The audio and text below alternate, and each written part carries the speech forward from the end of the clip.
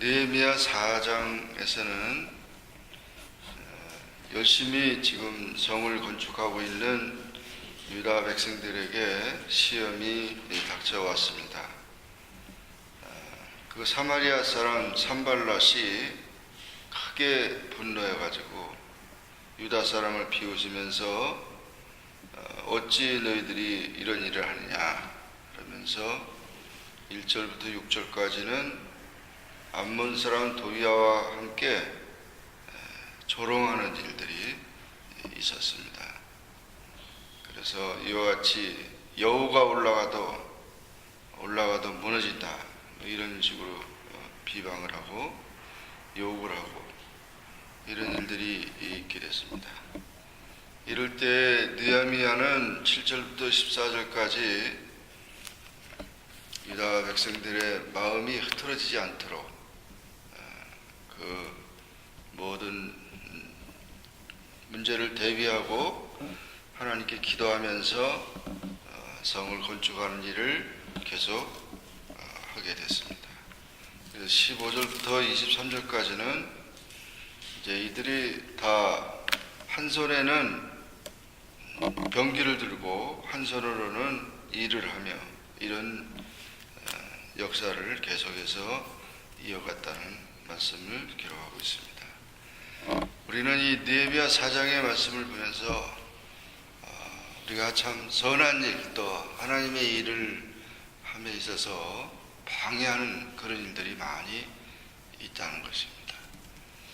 이 세상은 선한 세상이 아니기 때문에 악한 세상이고 이 세상에는 선한 사람만 있는 게 아니라 악한 사람도 있기 때문에 악한 일도 또 악한 그 행위도 그런 모욕과 그런 일들이 있다는 것입니다. 그럴 때 우리 하나님의 백성들은 그런 일로 인해서 요동하지 않고 또 그 일로 인해서 낙심하지 않아야 된다. 중요한 것은 낙심하지 말라. 낙심이라고 하는 것은 마음의 용기를 잃어버리는 것을 말합니다. 무슨 일을 이렇게 하다가 이거 내가 왜 쓸데없는 일을 하는가 뭐 이런 생각을 갖는다든가 인간적인 생각 또는 사람들의 그런 게 이끌려서 그런 마음이 용기를 잃어버리는 것을 말합니다. 그것을 세상적으로는 기가 빠졌다고 그러는 거예요. 기가 빠졌다는 말은 영원히 이렇게 빠져버렸다는 그런 얘기죠. 그래서 우리는 신앙의 능력은 우리는 내게 능력 주신 자 안에서 내가 모든 걸 할 수 있다. 빌립보서 4장 13절에 사도 바울이 고백과 같이 내가 우겨싸움을 당하고 내가 참 가난한데 또 부한데 어떤 형편이든지 내가 다져가기를 배웠다. 아무리 사방으로 그런 힘든 일을 당하더라도 주 안에 있는 나에게는 딴 근심이 없다. 그러면서 이렇게 주님을 절대적으로 의지하는. 우리는 약하지만 나를 돌보시고 나와 함께 하시는 하나님이 강하시기 때문에 더욱 이렇게 담대 그 용기를 잃지 말아야 됩니다. 낙심하지 않아야 됩니다. 우리가 엘리야 선지자를 우리가 잘 알죠. 기도의 사람이고 불의 사람이고 하나님 앞에 기도할 때 불이 떨어지고 하나님께 기도할 때 비가 오고 비가 오지 않기를 기도하니까 또 비가 안 오고 이런 아주 능력의 그런 종인데 그 바알 우상 숭배자들과 싸워서 850대 1로 이겼어요. 생각해보면 850대 1로 이겼다는 말은 뭐 거의 기적이나 가까운 거죠. 그건 이길 수도 없는 건데 그렇게 이겼는데 분명히 승리했어요. 그런데도 아방의 그 황후 이세벨이 아주 그 우상 바알 숭배 아주 최고 숭배자잖아요. 엘리야 선지자를 잡아라, 죽여야 된다. 이래가지고 군대를 동원하니까 그 영적인 싸움에서는 이겼는데 군대를 동원하니까 도망가 버렸다. 도망가서 그리고 로덴나무 밑에 그리시네가 로덴나무 밑에 가서 하나님 나를 죽여주세요. 나를 이제 더 이상 왜 내가 이렇게 승리했는데 내가 이렇게 낙심이 되고 합니까? 어떻게 보면은 참 세상을 포기하는 겁니다. 이 낙심이라고 하는 자체 마음의 용기를 잃으니까 모든 것에 손이 안 잡히는 거예요. 그때 하나님께서 엘리야를 위로해 주셨어요. 세미한 음성으로 위로해 주면서 나만 남았습니다. 이제는 아무도 없습니다. 했더니 왜 너만 남았냐? 바알에게 무릎 꿇지 않는 자가 7천이나 더 있다. 너 왜 7천이나 더 있다. 그런 말씀하시면서 마음을 위로해 줬어요. 그러면서 그 까마귀를 통해서 떡과 그 무릇을 먹으면서 마음을 위로해서 다시금 그 로데나무 밑에서 다시금 용기를 얻었습니다. 그러면서 힘있게 달려가게 되는데 사역을 우리가 참 무슨 일을 할 때 이 낙심이라고 하는 거 이게 인간적인 겁니다. 그렇게 다 그럴 수도 있다 그러는데 절대 그래서는 안 되는 거죠. 그래서 언제든지 그런 낙심과 시험과 그런 연약함이 올 때마다 사람 자신을 의지하면 안 돼요. 자기 형편을 의지하면 쓰러질 수밖에 없어요. 그러나 주님을 의지하고 주님을 바라보고 다시금 용기를 낼 때 그때 우리는 하나님의 역사를 이루게 되는 것입니다. 그래서 이와 같이 사람들의 그런 것으로 인해서 너무 우리가 예민하게 반응을 하고 예민하게 그것을 이제 대해서는 안 되고 그렇다고 그들의 그 역사를 그대로 두어서는 안 되는 거죠. 느헤미야처럼 한 손에는 일을 하고 한 손에는 병기를 잡고 한 손에는 일하면서 하는 거죠. 깨어있다는 얘기죠. 깨어있다는. 어느 순간에 그들이 와가지고 성벽을 다 무너뜨리고 또 방해할 수 있으니까 정신을 바짝 차리고 그래서 열심히 이런 일들을 감당해야 된다. 그렇게 이제 말하고 있습니다.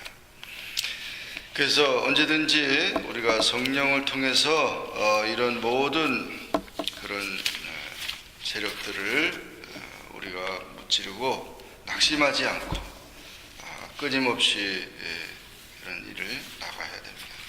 우리가 낙심하게 되는 것은 사탄 마귀의 그런 일들이 있는 것입니다. 성경에도 보면 예수님의 제자들이 12제자 중에 다 낙심이 돼서 다 도망가 버렸잖아요. 예수님이 십자가 지니까 십자가 지러 오신 예수님인 줄 깨닫지 못하고 자기 인간적인 생각만 하고 기적을 행하시고 병든 자를 고치고 많은 인기를 얻는 예수님이 이제 왕이 될 것이다. 왕이 되면 우리가 한 자리 할 것이다. 이런 기대만 가지고 3년 동안 따라갔던 제자들은 예수님의 십자가로 다 모든 것이 다 포기된 거예요. 그래서 다 도망가 버렸잖아요. 심지어는 가룟 유다는 예수님을 내가 3년 동안 따라다닌 게 너무 손해가 된다. 예수님 팔아서 돈이라도 받자. 예수님 선생님을 팔았잖아요. 베드로는 예수님을 모른다고 3번이나 저주하고 욕하고 선생님을 욕하고 그런 사람은 나는 알지 못한다고 이렇게 부인했어요. 얼마나 참 사탄에게 농락을 당한 겁니까? 그 하나님의 그 깊은 뜻을 알지 못하고 그렇지만 예수님은 묵묵히 제자들을 위해서 기도하죠.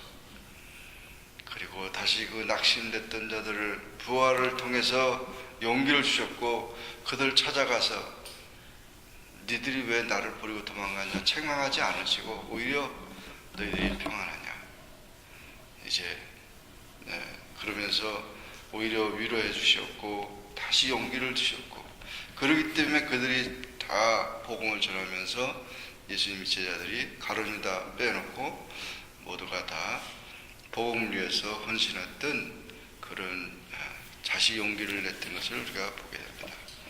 그것이 뭡니까? 부활의 능력이죠. 부활의 능력.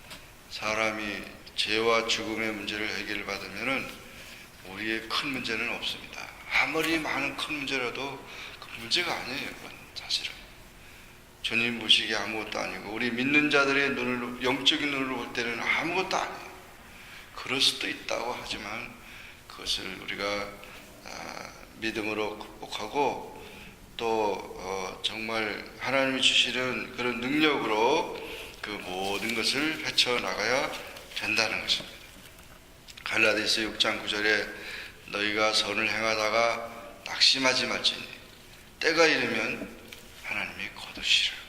때가 이르면 거두시라 그랬기 때문에 많은 난관 중에서 많은 그런 일들이 있다 하더라도 하나님은 정의의 편이시고 하나님은 믿는 자의 편이시고 하나님이 지켜주시기 때문에 조금 더 낙심하지 말고 앞을 향해서 나아가라 했습니다.